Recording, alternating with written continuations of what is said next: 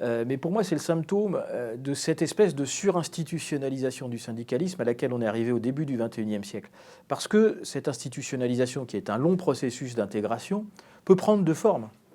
Il peut prendre une première forme qui est celle, pour faire simple, de la forme CFDT, c'est-à-dire un syndicalisme de lobbying, qui se refuse à mobiliser par la grève, à mobiliser dans la rue. On a vu à quel point Laurent Berger avait dû se brutaliser pour descendre dans la rue le 17 décembre, où il est resté une demi-heure, souffrant d'agoraphobie.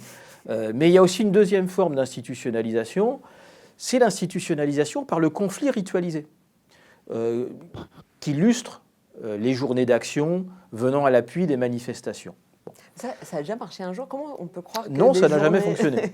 Ça n'a jamais fonctionné, en tout cas dans la période récente. Depuis, en tout cas depuis le début de notre siècle, ça a échoué systématiquement. Et puis que chacun fasse sa journée d'action par métier, comme ça. Alors encore davantage. Mais même les journées d'action dites interprofessionnelles n'ont rien obtenu depuis le début de notre siècle.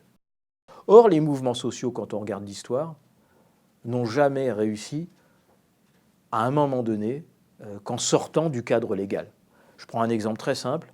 En 1936, si les ouvriers n'avaient pas occupé les usines, ce qui était interdit bien sûr, mordicus par la loi, ils n'auraient pas obtenu ce qu'ils ont obtenu.